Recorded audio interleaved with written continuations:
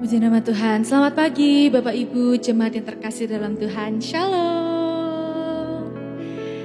Haleluya. Selamat datang kembali di ibadah gereja Yesus Gembala. Mari saatnya untuk kita siapkan hati kita. Kita siapkan pikiran kita. Sebelum memulai ibadah ini kita boleh satu di dalam doa. Terima kasih Tuhan atas penyertaan-Mu sepanjang minggu ini. Kami boleh ada di tempat ini. Itu semua karena kebaikan-Mu Tuhan. Kami rindu datang kepadamu saat ini untuk menyembah, memuji Engkau. Kami membawa hati kami Tuhan. Biarlah ibadah ini berjalan sesuai dengan rencana-Mu ya Tuhan. Hanya untuk kemuliaan-Mu. Terima kasih Bapa. Hanya di dalam nama Tuhan Yesus Kristus. Haleluya. Amin.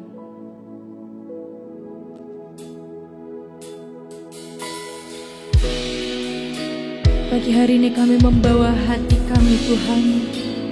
Kami rindu meninggikan-Mu. Kami mau bawa setiap pujian kami ke hadapan-Mu ya Tuhan.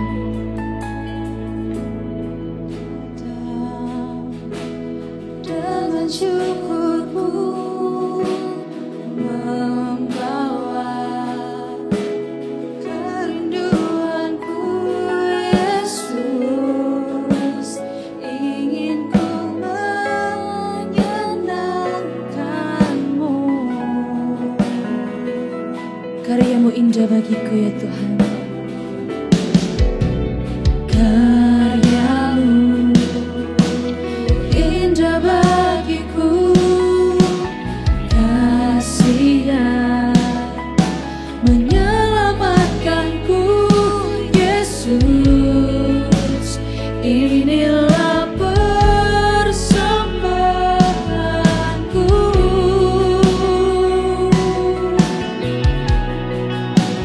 Ku membawa hatiku, hanya Engkau di hidupku Yesusku.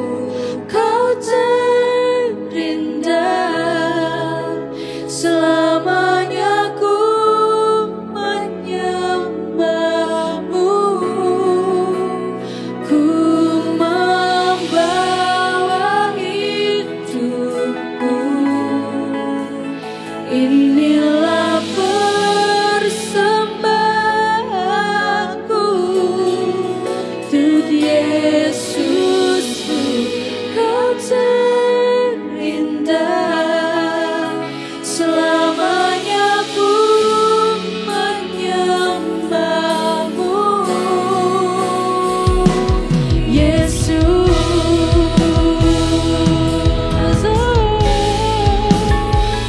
Yesus Tuhan. Kami datang dengan ucapan syukur kami Tuhan. Ku datang dengan syukurku, membawa kerinduanku Tuhan. Ingin ku menyenangkan-Mu. Karya-Mu indah bagi setiap kami. Karya-Mu indah bagiku, kasih-Nya menyelamatkanku Yesus. Inilah persembahan kami Tuhan. Inilah persembahanku.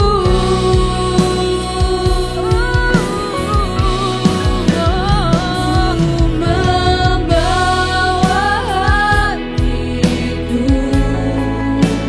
hanya Engkau di hidupku Yesusku. Kau terindah,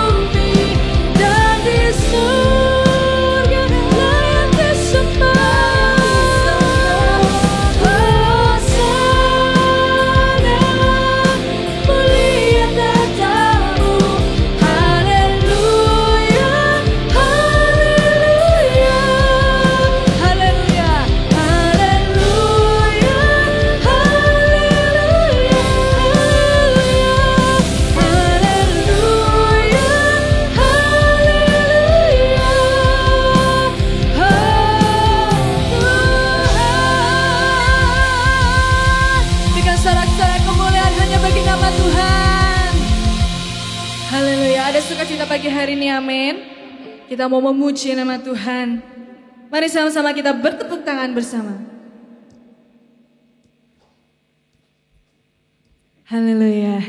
Biar sekalian bernafas memuji namamu Tuhan. Sama-sama bertepuk tangan atas kepala. Come on.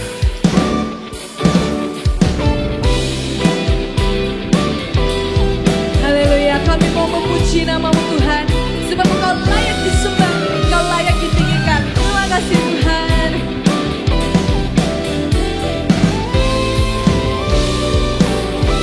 Pujilah Tuhan, sama-sama katakan. Pujilah Tuhan, hai bangsa-bangsa, bersukacita semua umatnya.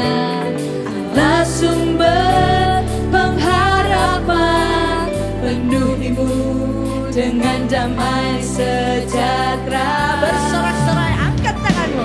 Bersorak-sorai, angkat tanganmu. Amin.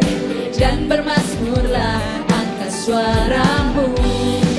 Dengan gambus dan kecapi, ku menari dengan segenap hati. Kasih setiamu Tuhan, kasih setiamu besar sampai ke langit. Kebenaranmu Tuhan, Kau ku tinggikan, melebihi segalanya. Kebesaranmu Tuhan, selamanya, oh selamanya. Terima kasih Tuhan. Haleluya, kami menyembah namamu selama-lamanya dalam hidup kami. Haleluya. Bersorak-sorai, sama-sama katakan. Bersorak-sorai, angkat tanganmu.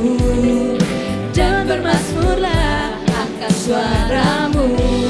Dengan gambus dan kecapi, ku menari dengan segenap hati. Katakan kasih setiamu, kasih setiamu besar sampai ke langit. Kebenaranmu Tuhan, Kau ku tinggikan, melebihi segalanya. Kebesaranmu Tuhan, selamanya.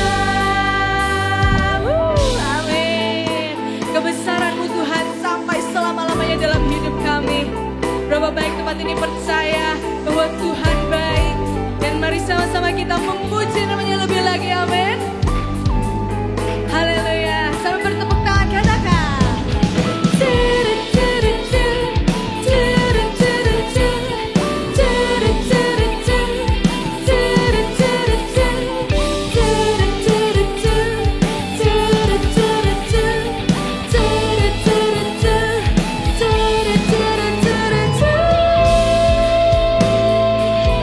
Haleluya. Mari sama-sama dengan percaya katakan. Dengan gambus dan kecapi, kita mau menari bagi Tuhan pagi hari ini, amin. Amin. Mari sama-sama katakan. Kasih setiamu besar sampai ke langit. Kebenaranmu Tuhan, Kau ku tinggikan, melebihi segalanya. Kebesaranmu Tuhan, mulia namamu, mulia namamu. Datang kerajaanmu di bumi dan di surga. Kau berkuasa, jadilah kehendakmu sampai selama-lamanya. Haleluya, amin. Haleluya.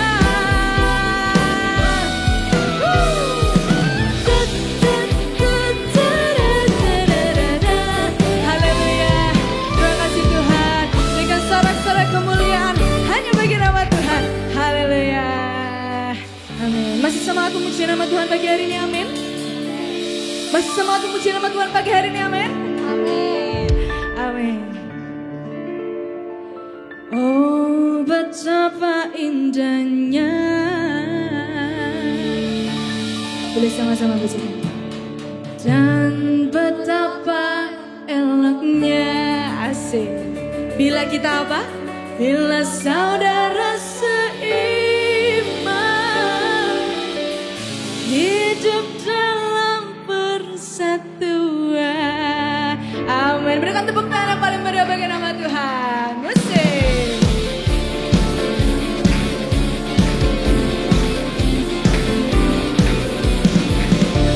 Haleluya, betapa indahnya Engkau Tuhan, betapa eloknya Engkau Tuhan. Biar segala mendapat memuji nama-Mu. Dan betapa eloknya bila saudara seiman, hidup dalam persatuan. Sekali lagi katakan, oh betapa indahnya dan betapa eloknya. Bila kita apa? Bila saudara seiman, hidup dalam persatuan. Amin, sama-sama katakan. Kepala harum yang kejanggut dan cobanya turun, seperti embun yang dari Hermon mengalir ke bukit Sion. Kesana telah diperintahkan Tuhan agar berkat-berkat dicurahkan, kehidupan untuk selamanya. Oh betapa indahnya, amin. Oh betapa indahnya Engkau Tuhan dalam hidup kami. Sekali lagi kita pujikan lebih keras ini bagi Tuhan. Katakan indahnya dan betapa eloknya, amin. Bila saudara seiman, hidup dalam persatuan. Sekali lagi katakan, oh betapa indahnya, amin. Dan betapa eloknya. Katakan pada kanan kirimu, bila saudara seiman, hidup dalam persatuan. Lebih keras lagi bagi Tuhan, katakan. Di kepala harum yang kejanggut dan cobanya turun, seperti embun yang dari Hermon mengalir ke bukit Sion. Sana telah diperintahkan, amin. Agar apa? Berkat dicurahkan, kehidupan untuk selamanya.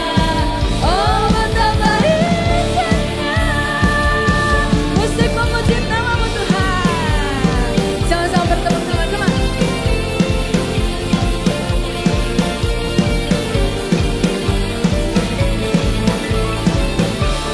Amin. Betapa indahnya Engkau Tuhan.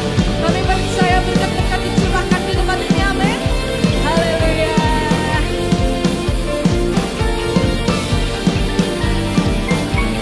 Mari sama-sama sekali lagi katakan.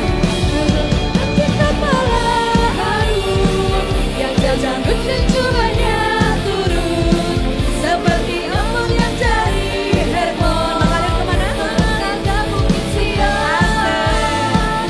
Kesanalah diperintahkan Tuhan agar apa? Berkat-berkat dicurahkan setiap kita di tempat ini untuk selamanya. Oh betapa indahnya. Katakan, oh betapa indahnya, betapa indahnya. Oh betapa indahnya,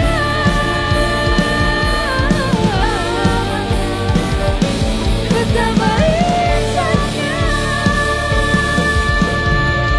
Haleluya, berikan tepuk tangan yang paling meriah bagi nama Tuhan. Kami persilakan untuk Bapak Ibu bisa duduk kembali.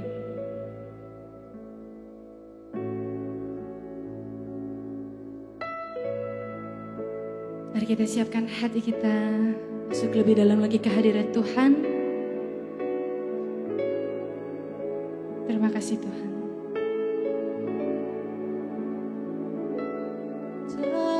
Tenanglah kini hatiku, Tuhan memimpin langkahku di tiap saat dan kerja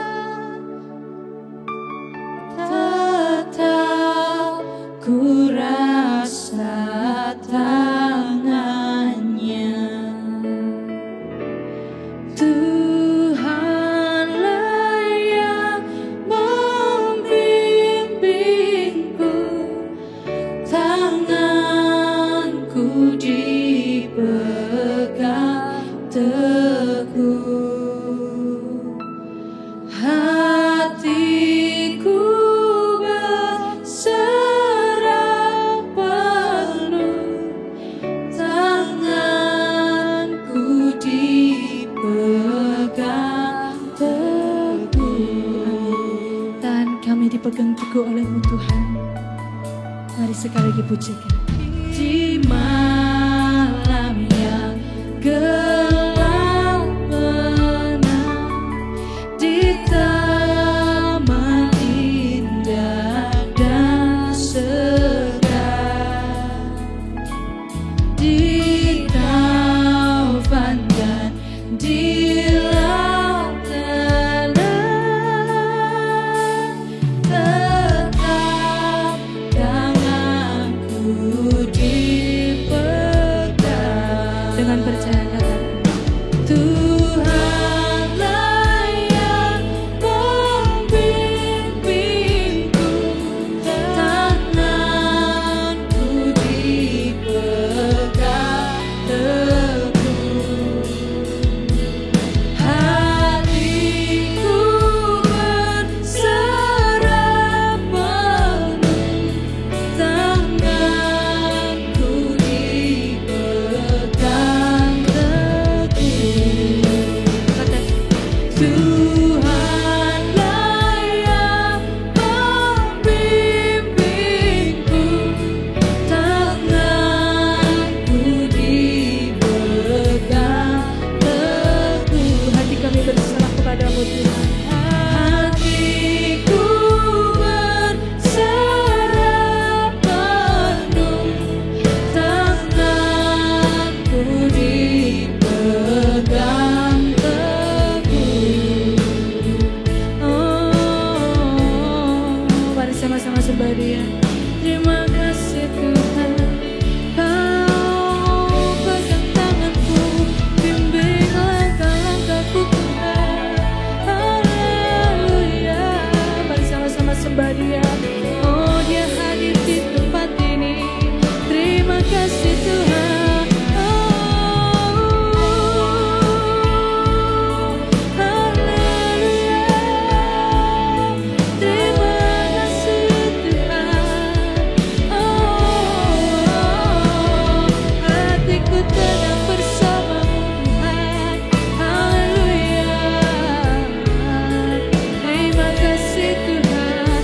Oh, mari sembah Dia. Angkat suaramu, bermazmur bagi nama-Nya.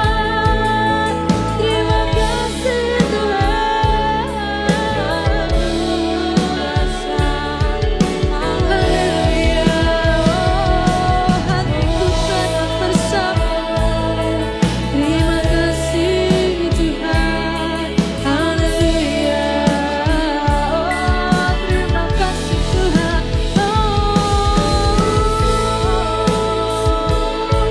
Kau pegang tangan kami, tuntun langkah kami, pimpin kami Tuhan. Oh, sembah Dia.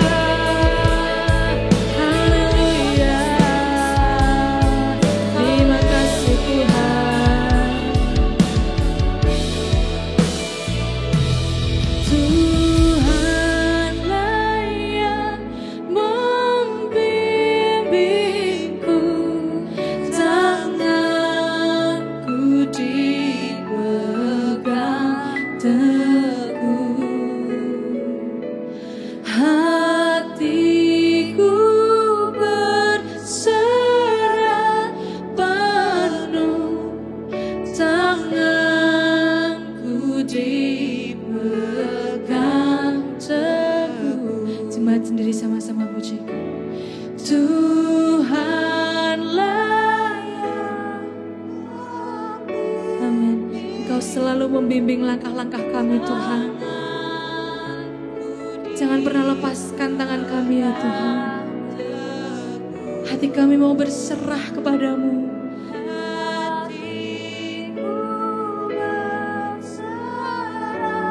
Penuh, tanganku dipegang teguh. Kami undang sama-sama Bapak Ibu bisa bangkit berdiri. Bisikan pujian ini, katakan, Tuhanlah yang membimbingku, tanganku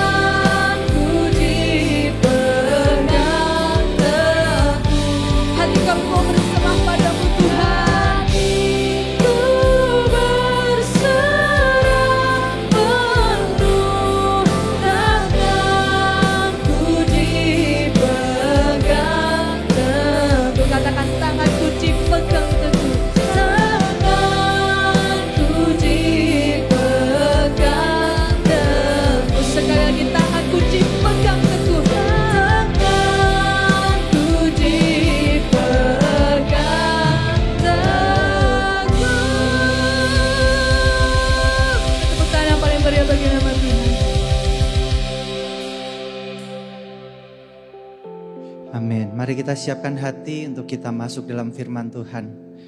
Bapak, terima kasih pada pagi hari ini kami bersyukur buat kebaikan, buat kemurahan-Mu. Kalau sebentar kami akan mendengarkan sebagian dari firman-Mu, urapi hamba-Mu dalam kelemahan keterbatasannya, sehingga apa yang hamba-Mu sampaikan adalah hati-Mu sendiri. Berkati kami dengan tanah hati yang subur, tanah hati yang siap menerima firman Tuhan, sehingga saat kami mendengarkan firman Tuhan, Roh-Mu bekerja dalam hati kami. Apa yang kami terima akan berbuah di dalam kehidupan kami. Jadikan kami berkat bagi orang-orang sekitar kami, Tuhan. Terima kasih. Kami juga berdoa untuk anak-anak dan juga remaja tempat ini. Mari kita arahkan tangan atas mereka, kita berkati. Bapak, berkati mereka menjadi anak-anak yang penuh dengan kasih-Mu, anugerah-Mu. Tuntun mereka sejak masa kecil mereka, masa muda mereka. Engkau menjadikan mereka pemimpin di masa depan. Tuhan, tuntun masa depannya. Berkati juga kakak-kakak pengajar, Tuhan sertai selalu, beri urapan yang sama. Terima kasih Tuhan, kami siap sambut firman-Mu. Di dalam nama Tuhan Yesus Kristus, kami percaya katakan haleluya. Amin. Bapak Ibu Saudara sekalian, selamat pagi, apa kabar? Silahkan duduk semua Bapak Ibu Saudara.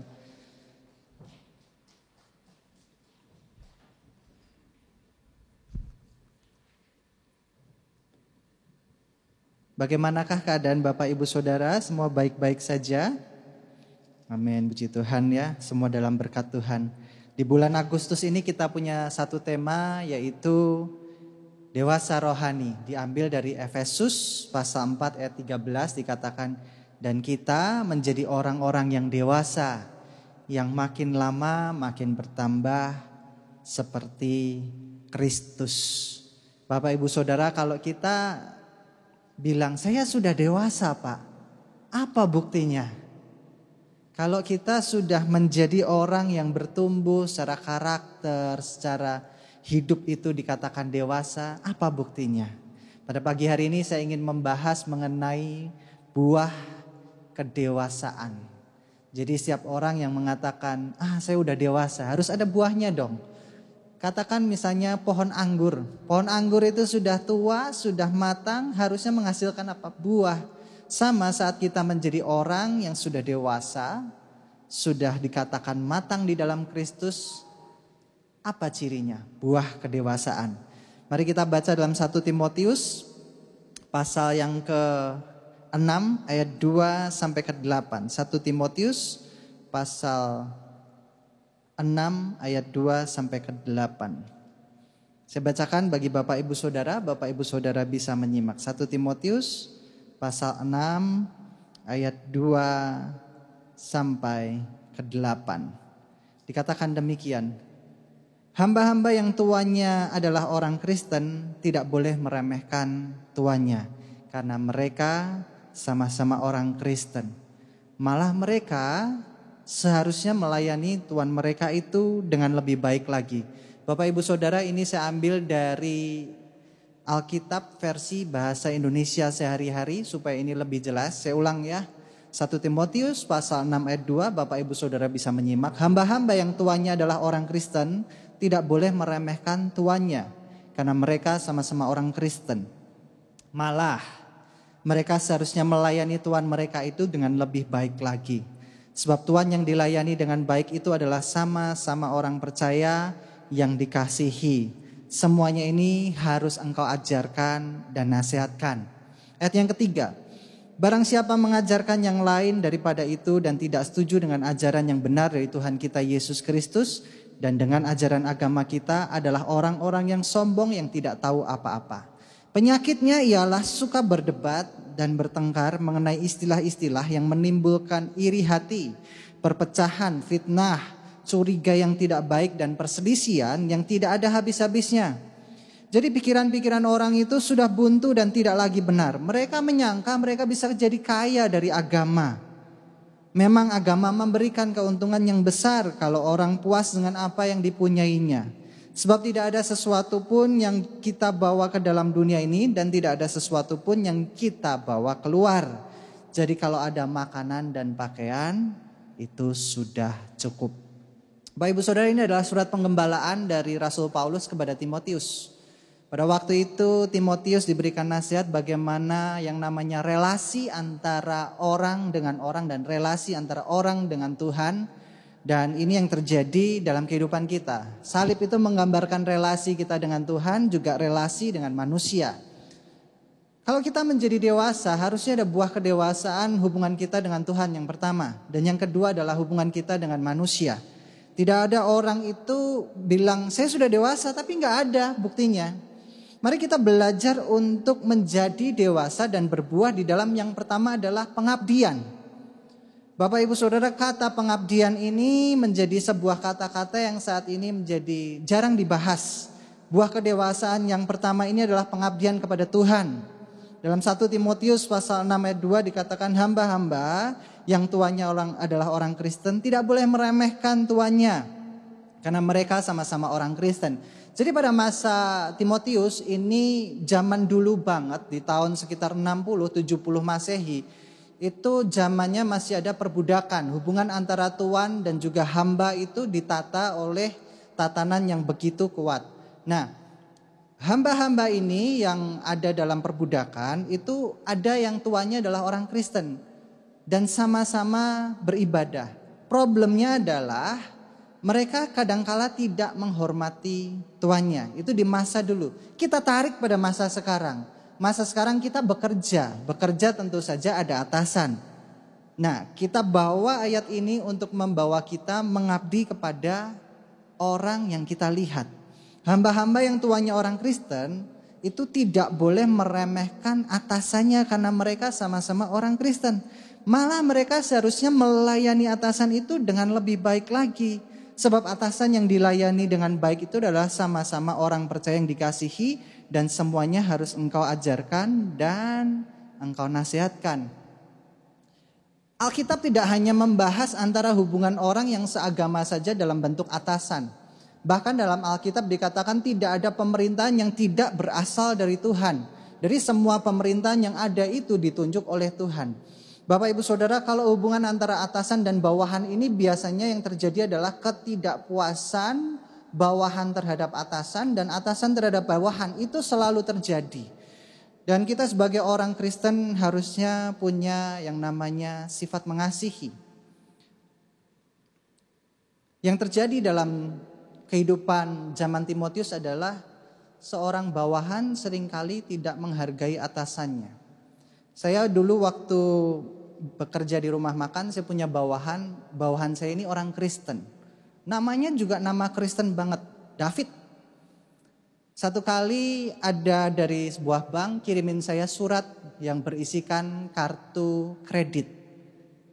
Pada waktu kartu kredit itu dikirimkan dan diterima di rumah makan saya, ternyata penerimanya adalah David. Tapi yang terjadi adalah demikian. Kartu kredit itu tidak pernah sampai tangan saya. Ternyata ada notifikasi dari handphone saya bahwa kartu kredit dari bank tersebut sudah diaktifkan. Dan yang mengaktifkan bukan saya. Otomatis saya telepon dong sama banknya.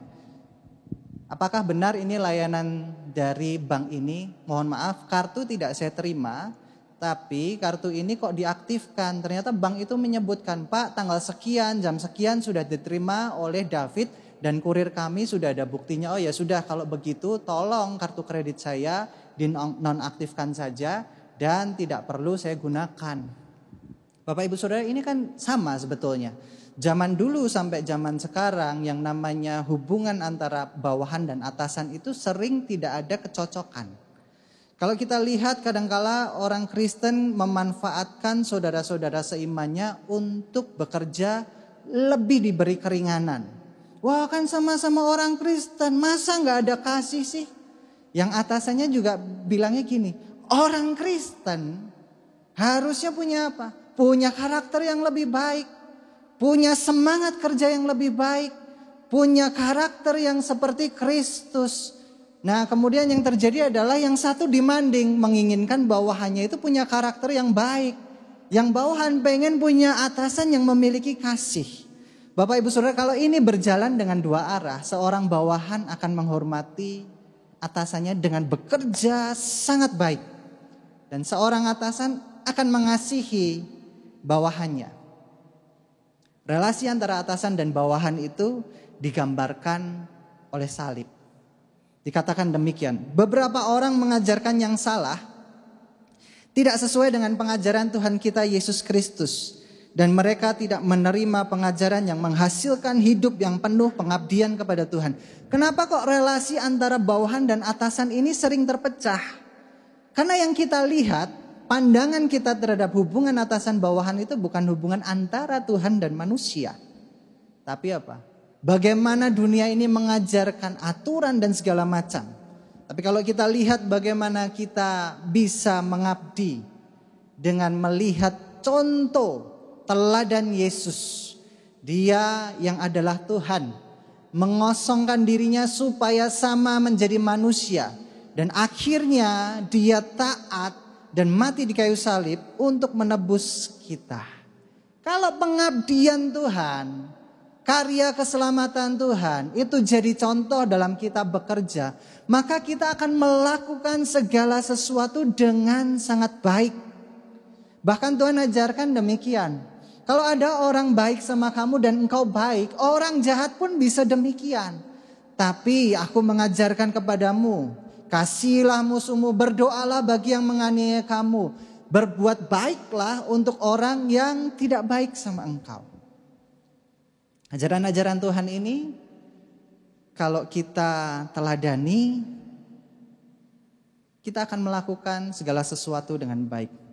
Ada sebuah ilustrasi begini. Ada seorang yang ingin membangun suatu kawasan industri, dan suatu kawasan industri ini akan memakan biaya besar. Kemudian dipanggillah para kontraktor yang sudah biasa membangun. Ternyata disepakati pembayaran ada di depan. Pokoknya sudah keluar biayanya sekian ratus dan kemudian dibayar di depan. Ternyata kontraktor itu ada dua macam Bapak Ibu Saudara kalau dibayar di depan. Yang pertama adalah orang yang diberi tanggung jawab, dibayar di muka. Dia akan melakukan dengan sebaik-baiknya, dengan penuh tanggung jawab apa yang sudah dipercayakan sama dia. Dia akan melakukan tugasnya yang sudah ditulis dalam perjanjian. Dia akan melakukan segala langkah-langkahnya dengan baik.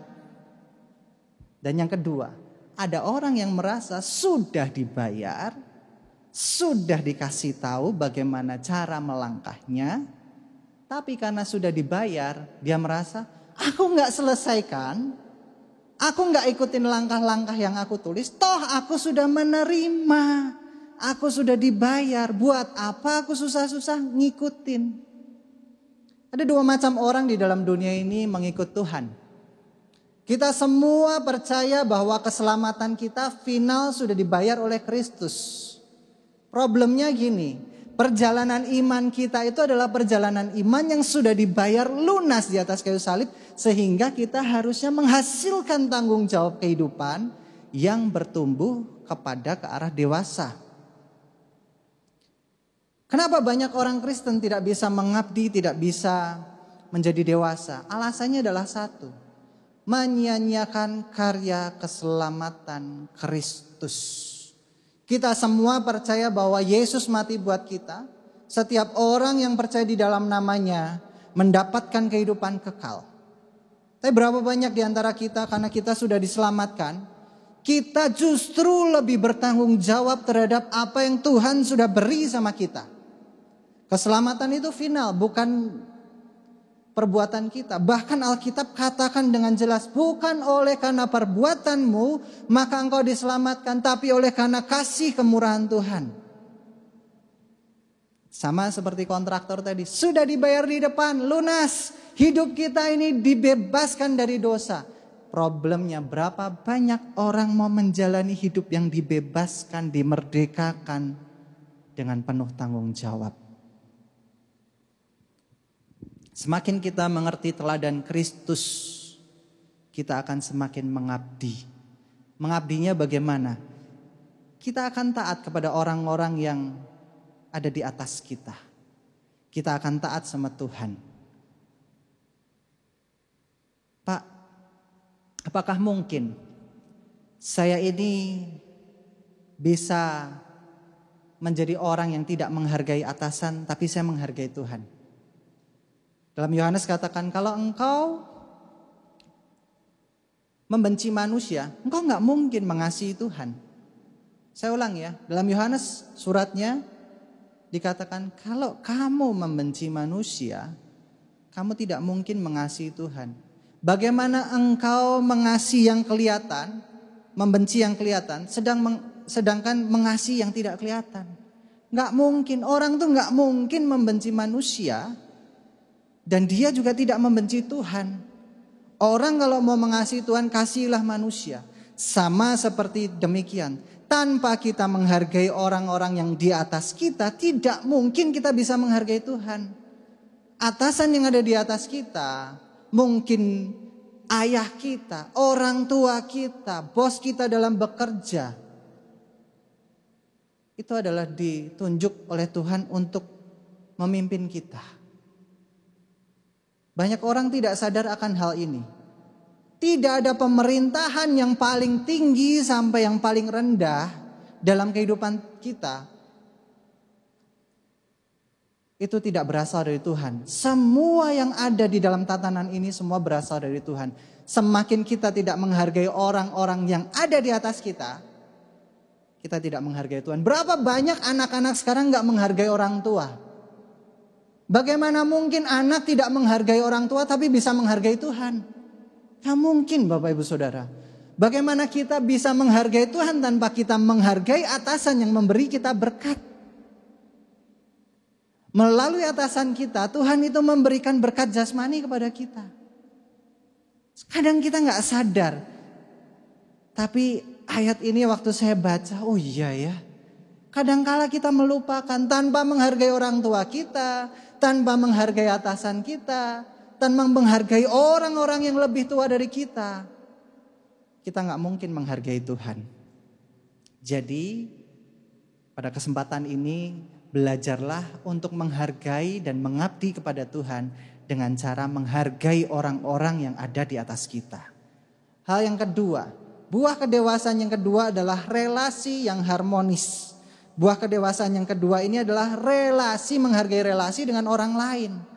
Banyak di antara kita, aku udah dewasa Pak, tapi kerjanya berantem, bertengkar, gak pernah selesai-selesai ribut sama orang. Dalam 1 Timotius pasal 6 ayat 4 dikatakan demikian.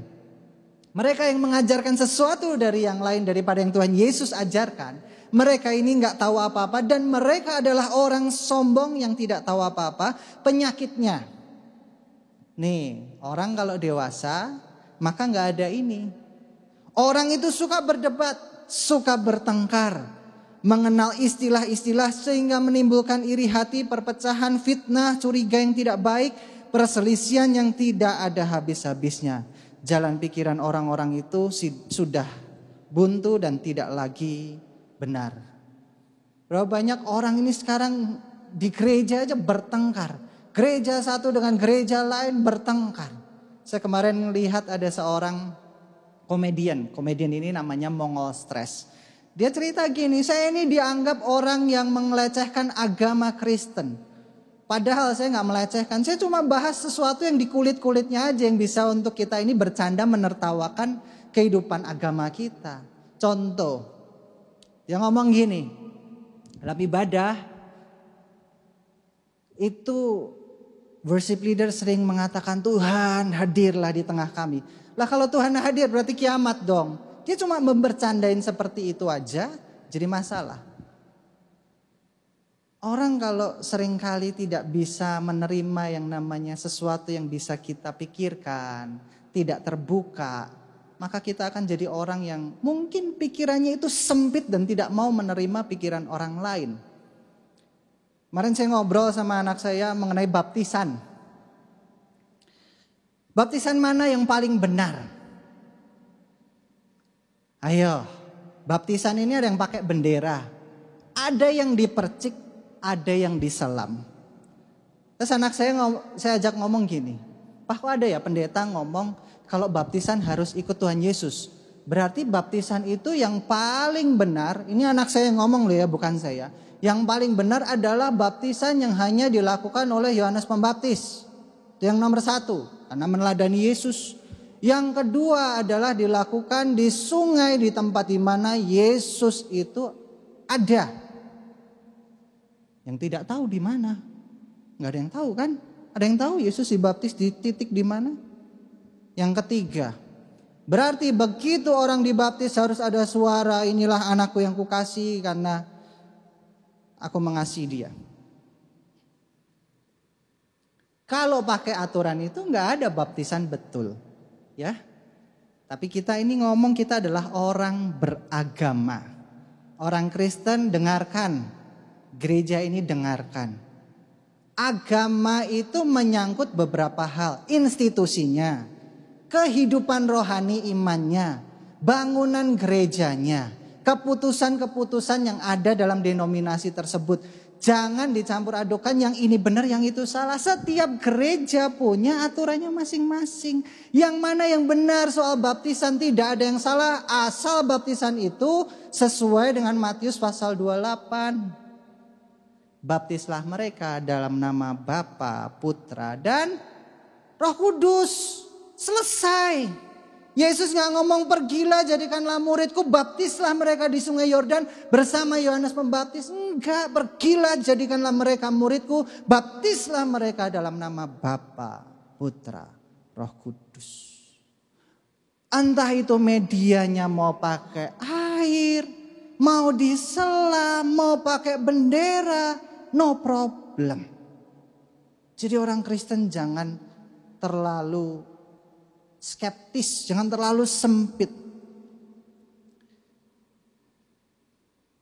Saya pernah waktu itu membaptis seorang yang berumur 86 atau 87 tahun. Lalu pada waktu keluarga tanya, "Pak, baptisnya bagaimana?" Ya sudah, saya bilang baptis saja di rumah. Kita nggak punya kolam untuk ngerendam oma, Pak. Nggak masalah. Siapkan saja gelas kecil untuk saya membaptis. Saya pakai untuk memercikkan dan saya baptis dalam Bapa, Putra, dan Roh Kudus. Mungkin bagi orang Kristen karismatik itu sangat kontroversial. Bapak Ibu Saudara, baptisan itu sebagai tanda Anda menyerahkan diri. Jangan berkutat dengan bagaimana baptisan yang benar dan salah. Oke? Belajar. Perkataan Tuhan. Boleh diklik next selanjutnya. Yang ada 2 bahkan. Kita belajar. Perkataan Tuhan itu menenangkan, memimpin, menjaga, mencerahkan, menguatkan, menenteramkan, meyakinkan. Itu sifat-sifat dari perkataan Tuhan. Saat kita lemah, saat kita bimbang, perkataan Tuhan ini akan membimbing kita, menguatkan kita, menuntun kita, menyejahterakan kita, mendamaikan kita. Tapi di sisi lain, perkataan setan akan menekan, memojokkan, menuduh, membingungkan, mengintimidasi, mengkhawatirkan, mengutuk. Ini perkataan setan. Beda banget. Ayat Alkitab ini bisa dikemas menjadi perkataan Tuhan, tapi ayat Alkitab juga bisa dikemas menjadi perbuatan setan. Orang diintimidasi melalui firman Tuhan, bisa gak? Bisa. Bisa sekali. Tapi saat perkataan Tuhan dilakukan dengan tepat, meskipun itu teguran yang sangat keras, dia akan memimpin, dia akan menguatkan, dia akan memberi kedamaian. Tapi di sisi lain, perkataan Tuhan yang digunakan untuk mengintimidasi, meskipun dilakukan dengan halus, dia gak akan pernah memimpin, hanya membuat kita takut, tidak damai sejahtera, dan kita tertuduh. Gampangannya gini, Bapak Ibu Saudara yang tidak berdoa, hati-hati. Nanti berkat Bapak Ibu Saudara dicabut sama Tuhan. Contoh gampang gitu. Doa gak doa Bapak Ibu Saudara, Tuhan mau berkati, berkati. Serius. Tapi Bapak Ibu Saudara yang dikasihi Tuhan, sudah ditebus oleh Tuhan. Tidakkah Anda menghargai bahwa Tuhan hadir saat kita berdoa? Beda banget. Saat Tuhan berkata, dia akan memimpin. dia akan meneduhkan, dia akan meyakinkan. Dalam hidup kita ini seperti pelihara serigala Bapak Ibu Saudara. Serigala putih dan serigala hitam. Serigala putih ini kalau kita beri makan dia kuat, dia akan menyerang serigala hitam. Dan kalau serigala hitam ini kita beri makan terus, maka yang terjadi adalah serigala hitam ini akan memakan serigala putih. Serigala putih ini selalu menjaga kita, serigala hitam ini akan menyerang kehidupan kita. Sama seperti saat kita hidup, mana yang mau kita beri makan? Perkataan Tuhan atau perkataan setan? Kalau Anda sering mendengarkan firman-firman Tuhan yang mengintimidasi, yang membuat tidak damai sejahtera, menuduh, kamu berdosa. Siapa yang gak berdosa? Oleh darah Yesus kita sudah disucikan. Maka dari itu, belajarlah untuk memilah-milah apa yang kita dengar, supaya kita ini apa? Ada pimpinan Tuhan dalam kehidupan kita. Ada damai sejahtera dalam kehidupan kita. Ada ketenangan dalam kehidupan kita. Ada pencerahan, ada kekuatan. Semakin orang banyak mendengar perkataan Tuhan, semakin terbangun relasinya. Percaya enggak? Orang kalau dia takut, dia akan menyerang. Orang kalau terancam, dia akan menyerang. Orang kalau tertuduh, dia tidak bisa mengatakan sesuatu yang baik. Saya punya nasihat buat Bapak Ibu Saudara, ini juga nasihat yang saya pegang. 2 Timotius pasal 2 ayat 23. Hindarilah soal-soal yang dicari-cari, yang bodoh tidak layak. Engkau tahu persoalan-persoalan itu hanya menimbulkan pertengkaran. Kadangkala kalau orang dengar siapa ngomong apa, kemudian itu menyerang doktrin kita atau mungkin membuat kita bingung, sudah diamkan dulu saja. Jangan langsung counter, marah. Tenang aja. Kenapa? Karena kadangkala orang itu memberikan statement belum tentu dia tahu yang benar atau salah. Tapi belajarlah gini, jelaskan dengan kasih. Jelaskan dengan kebaikan. Saat Yesus ngomong, akulah jalan kebenaran dan hidup, tanpa melalui aku tidak ada seorang pun datang kepada Bapa. Dan Yesus juga dikatakan demikian, tanya sama murid-muridnya, menurutmu siapakah aku? Orang menjawab, engkau nabi, engkau adalah orang yang diurapi dan lain-lain. Tapi Petrus ngomong, engkau adalah Mesias, juru selamat. Yesus ngomong sama Petrus, bukan engkau melainkan Bapa yang menerangkan engkau untuk berkata-kata itu. Kalau ada orang ngomong Yesus bukan juru selamat, ya udah diemin aja. Kan ada pada masa-masa akhir itu orang akan ngomong dengan tidak baik, yang dicari pertengkaran, perdebatan.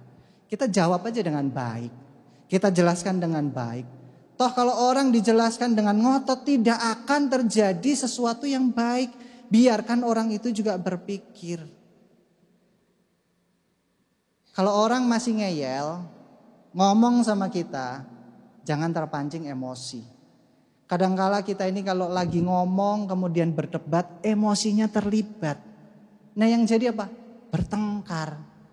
Tapi kalau firman Tuhan hidup dalam kita, orang itu mau ngomong apa aja, iya, gak apa-apa, tenang saja. Mungkin kita sekarang tampak salah, tapi nanti Tuhan yang bela kok. Sama seperti Paulus waktu dia ngomong sama Raja Agripa, dia menjelaskan panjang lebar. Agripa ini, Raja Agripa cuma ngomong hampir-hampir saja engkau meyakinkan aku jadi orang Kristen. Jadi jangan berpikir dengan kepandaian kita, dengan percakapan kita, dengan semua yang kita miliki kita bisa menjelaskan orang untuk percaya apa yang kita mau atau yang kita yakini. Enggak. Paulus saja bisa gagal kok. Saran saya gini Bapak Ibu Saudara. Kalau Bapak Ibu Saudara ada dalam perdebatan, baik itu perdebatan itu adalah secara Alkitab atau secara hubungan personal biasa dalam pekerjaan. Nih, ada sebuah nasihat yang bagus. Katakan yang apa Anda maksudkan, tapi jangan dengan kejam. Jangan dengan cara yang tidak baik. Kita jelaskan pelan-pelan. Kalau orang tersebut menolak gimana? Ya sudah biarkan. Tidak semua orang itu kita jelaskan akan mengerti. Oke? Belajar saat kita berdebat, saat kita ini mungkin berselisih paham dengan siapapun, masalah apapun, katakan yang apa Anda maksudkan dengan baik. Santai, intonasi dijaga, semuanya dijaga. Dan jangan katakan dengan kejam. Kejam ini contohnya adalah perkataan yang mungkin menyakitkan hati diilangin. Yang ketiga, buah kedewasaan yang ketiga, rasa cukup. Buah kedewasaan ini muncul saat kita sadar betapa baiknya Tuhan dalam kehidupan kita. Ternyata pada waktu zamannya Rasul Paulus dan Timotius, agama ini juga sama, kadang dipakai untuk mencari kekayaan. Saya ulang ya, dalam zamannya Rasul Paulus dan Timotius, banyak orang tuh beribadah cuma tujuannya apa? Pengen diberkati secara materi. Hanya itu. Dalam 1 Timotius pasal 6 ayat 5b dikatakan demikian. Mereka bisa menyangka menjadi kaya dari agama, dari ibadah. Memang agama itu memberikan keuntungan yang besar. Kalau orang ini puas dengan apa yang dimilikinya, yang dipunyainya. Sebab tidak ada satupun orang ini lahir ke dalam dunia membawa apa-apa. Dan tidak ada sesuatu pun orang keluar dari dunia membawa apa-apa. Jadi kalau ada makanan, pakaian cukup. Ayat ini kalau saya gabungkan dengan perkataan Yesus dalam Matius pasal 5 ayat 3. Kita akan sadar betapa berkat Tuhan itu begitu besar dalam kehidupan kita. Pada masa Timotius, orang itu beribadah, tujuannya cuma satu, diberkati secara jasmani, titik. Dia tidak peduli kerohaniannya bertumbuh enggak, bagaimana dia berdoa makin berserah sama Tuhan juga enggak peduli. Yang penting dia ibadah, dia ketemu pendeta, dia ketemu hamba Tuhan, cari berkat tumpang tangan, pulang semua yang dikerjakan berhasil. Ini yang terjadi di Alkitab, bukan sekarang aja. Kalau dibilang dari dulu, sekarang dan selamanya, problem orang itu mirip sama. Berapa banyak orang itu ke gereja, bukan pengabdian yang dicari, tapi ujungnya apa? Spirit of wealth, kemakmuran. Berapa kali diiming-imingi investasi sorga, tapi sifatnya duniawi. Kalau investasi sorga ya dinikmati nanti kelak. Saya suka sekali omongan Yesus mengenai di rumah Bapakku banyak tempat tinggal. Oh, itu jaminan buat kita Bapak Ibu Saudara. Jaminan. Rumah di bumi ini bisa hilang. Entah apa yang terjadi. Perang Dunia tahun 45 saya melihat tayangan film-film yang ada. Ada rumah bentuknya kastil dimiliki oleh bangsawan. Pada waktu perang bangsawan itu dibunuh. Dan rumah itu gak ada yang dimiliki, gak ada pemiliknya. Tapi kalau Tuhan yang ngomong, nanti kelak di surga, di tempat Bapa, ada rumah buat kita. Oh, itu jaminan yang kita pegang benar-benar. Bukan sekarang dinikmatinya, nanti. Itu yang namanya janji surgawi, bukan dinikmati sekarang. Matius pasal 5 ayat 3 ini perkataan Yesus mengenai kebahagiaan. Dia khotbah beberapa ayat di bukit, tapi kata-kata ini tidak masuk dalam pikiran manusia. Kata Yesus demikian. Berbahagialah mereka yang tidak punya apa-apa. Orang gak punya apa-apa suruh bahagia gimana Yesus? Gak masuk akal. Tapi Yesus ngomong, berbahagialah mereka yang tidak punya apa-apa di hadapan Tuhan. Karena mereka lah yang memiliki kerajaan surga. Kata-kata ini kalau kita nikmati, kita baca pelan-pelan. Saudara, banyak kita merasa kaya di hadapan Tuhan sih sebetulnya. Tuhan pencipta langit, bumi dan segala isinya. Dengan apa yang kita miliki, kita ini gak ada apa-apa. Tapi kadang kita ini cinta akan apa yang kita miliki sampai lupa pemberi dari segala yang kita miliki.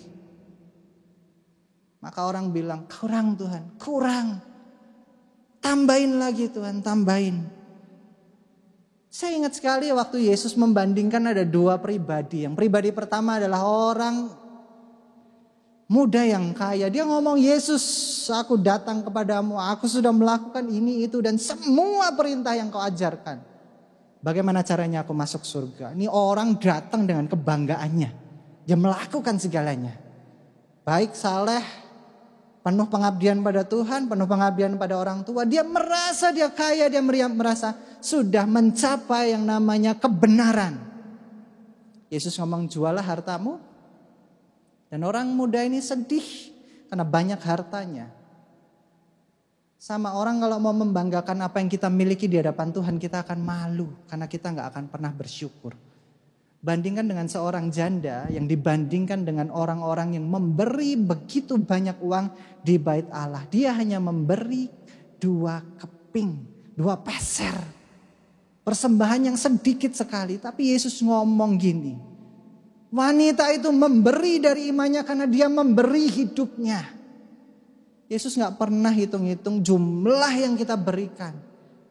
Yang Yesus mau adalah bagaimana kita mengandalkan Tuhan dalam kehidupan kita. Wanita ini dalam bahasa aslinya dituliskan dia tidak memiliki apa-apa selain dari 2 peser tadi dan dia berikan semuanya untuk Tuhan. Maka dikatakan berbahagialah orang yang tidak memiliki apa-apa di hadapan Tuhan. Artinya semua yang ada di dalam hidup kita itu adalah kebaikan Tuhan. Semuanya adalah diberikan oleh Tuhan. Dan berbahagialah karena mereka yang mempunyai kerajaan surga.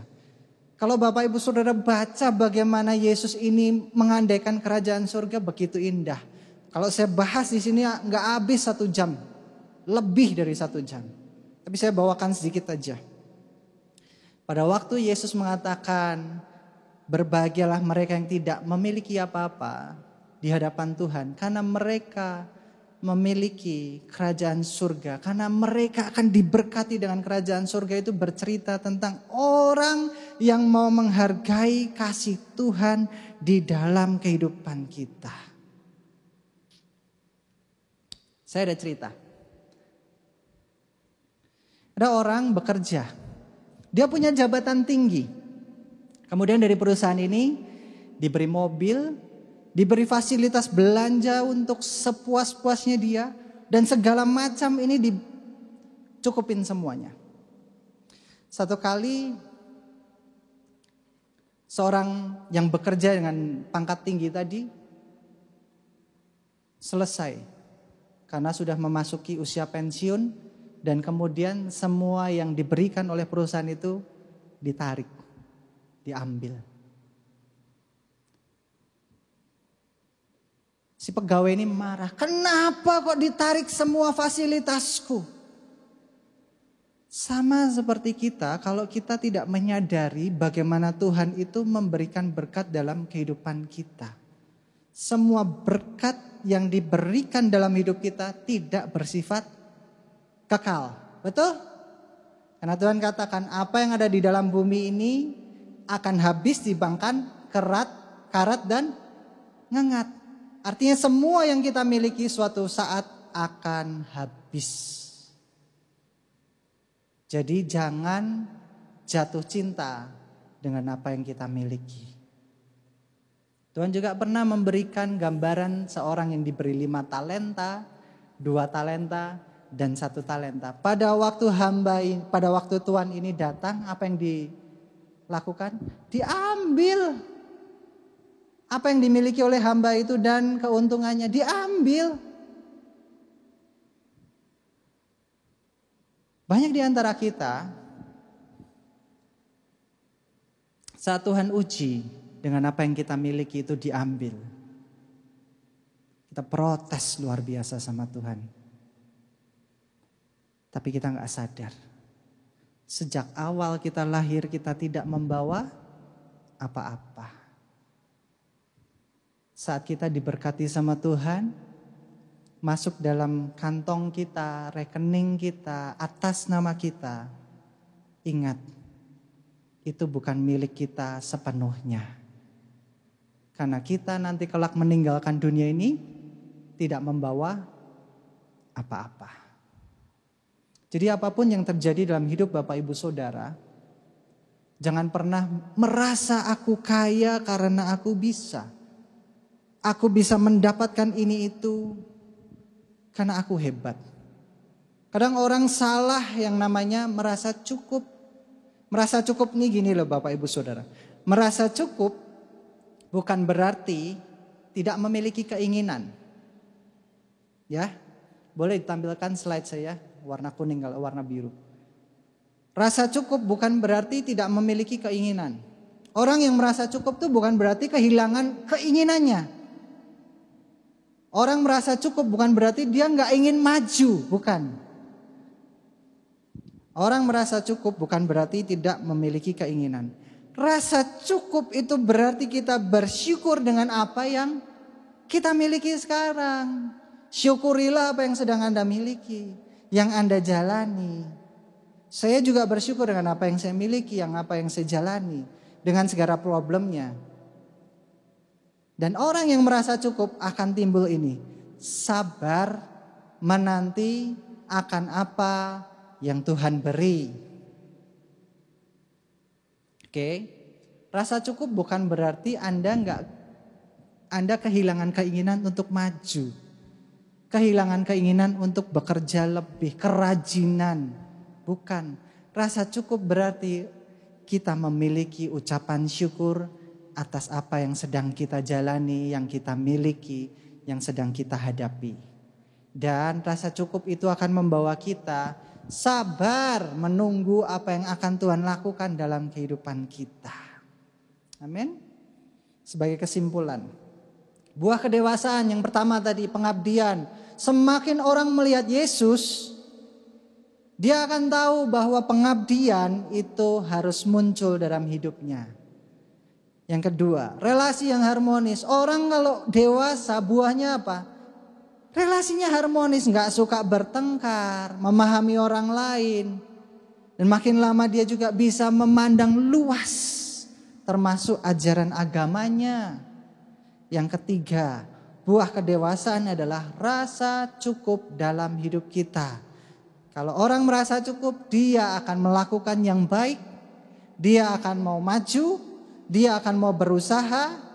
Dan orang yang merasa cukup itu akan bersyukur dengan apa yang dimiliki dan menanti dengan sabar akan apa yang Tuhan beri. Mari kita tunduk kepala, kita berdoa. Haleluya. Terima kasih Tuhan. Terima kasih Yesus. Kami bersyukur untuk apa yang kami alami saat ini. Engkau tidak pernah meninggalkan kami. Engkau tidak pernah melupakan kami. Pagi hari ini ajar kami untuk berbuah dalam kedewasaan. Menjadi dewasa berarti kami sadar contoh hidup Yesus, juru selamat kami, mengajarkan pengabdian, hormat kepada orang-orang di atas kami. Saat kami bertumbuh menjadi dewasa, maka kami akan mengasihi orang-orang sekitar kami. Kami akan menjaga relasi dengan orang-orang yang ada di sekitar kami. Dan saat kami menjadi dewasa, rasa cukup, rasa syukur itu akan melimpah dalam hidup kami. Terima kasih Tuhan. Terima kasih Yesus. Terima kasih Allah Roh Kudus.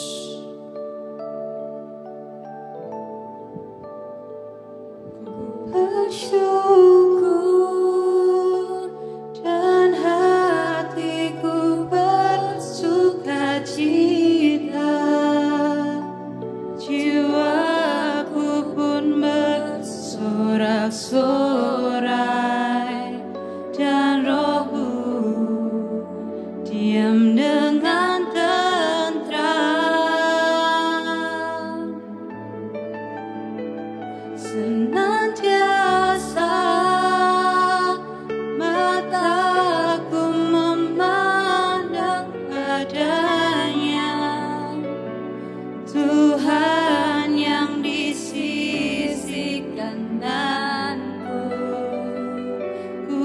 bersyukur Engkau berkatiku.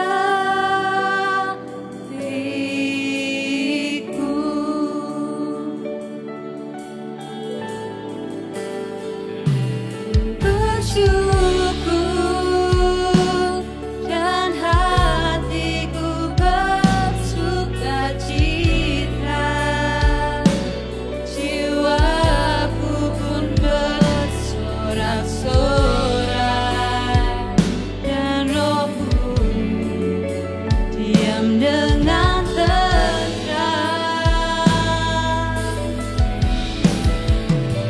Senantiasa mataku memandang padanya, Tuhan yang di sisi kananku. Ku bersyukur Engkau berkatiku.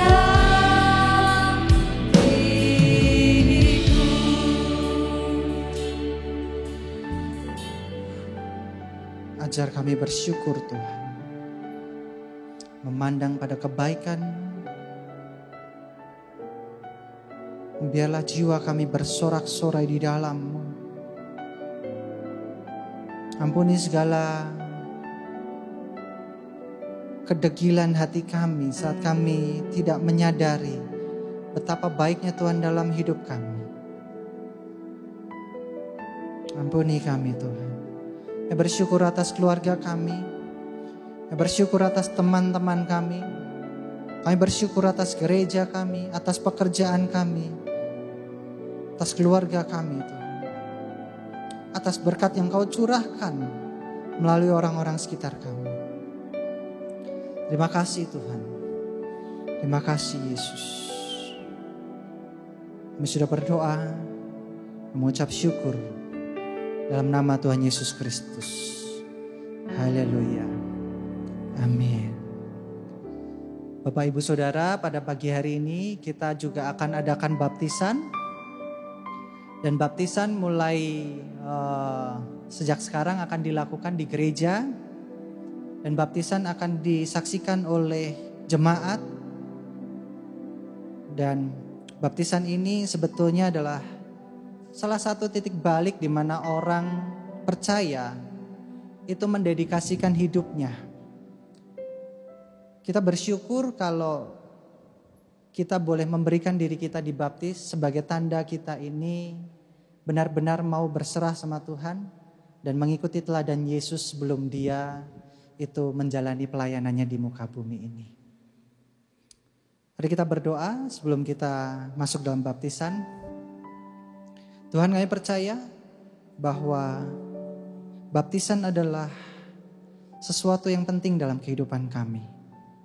Sesuai dengan apa yang Kau perintahkan dalam Matius pasal 28 ayat 19. Karena itu pergilah, jadikanlah semua bangsa muridku, dan baptislah mereka dalam nama Bapa, Anak, dan Roh Kudus. Sebentar kami juga akan membaptis Michelle. Tuhan berkati, biarlah melalui baptisan ini Michelle boleh bertambah dewasa, semakin komit dengan Engkau, dan Tuhan yang pimpin hidupnya. Haleluya. Bapak Ibu, saya undang Bapak Ibu bangkit berdiri. Kita arahkan tangan kita untuk Michelle untuk masuk dalam baptisan.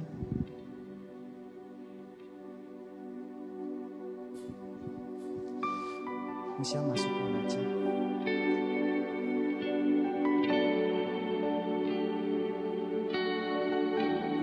Duduk aja.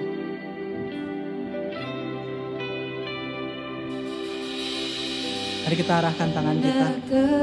Tuhan, kami bersyukur kalau pagi hari ini kami boleh membaptis Michelle. Biarlah melalui baptisan ini Michelle boleh bertambah dewasa, mendedikasikan hidupnya di dalam-Mu. Kami percaya hari-hari depan Kau jadikan indah di depan-Mu Tuhan. Terima kasih Tuhan. Terima kasih Yesus. Kami baptis Michelle dalam nama Bapa, Putra, dan Roh Kudus. Amin.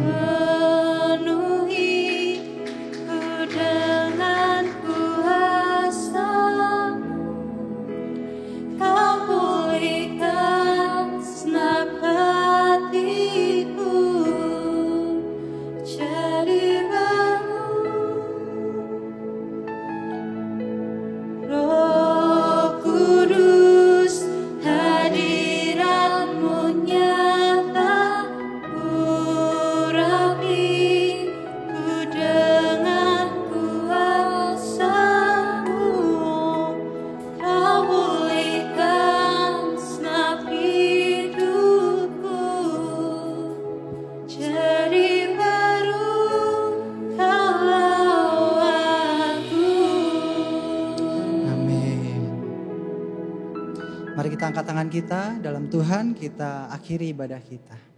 Murid Yesus Gembala, terimalah berkat jasmani, jiwani dan rohani dalam keluargamu, pekerjaanmu, studimu, pelayananmu, dan komunitasmu. Diberkatilah engkau dengan kehidupan kekal, diberkatilah engkau dengan hikmat ilahi, diberkatilah engkau dengan kekuatan dan pengharapan kekal. Diberkatilah engkau dengan kekayaan kemuliaan Tuhan, diberkatilah engkau selalu dalam damai sejahtera dan sukacita.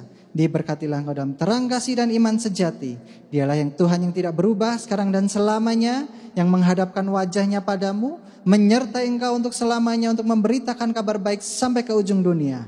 Saudara-saudara yang Tuhan Yesus kasihi, pulanglah dan terimalah berkat anugerah pemeliharaan kekal dari Allah Bapa, berkat rahmat pemulihan dari Tuhan Yesus Kristus, berkat pertolongan penghiburan dari Allah Roh Kudus dalam kehidupanmu dari sekarang sampai Maranatha. Tuhan Yesus datang 2 kali di dalam kemuliaan. Semua percaya katakan haleluya. Amin.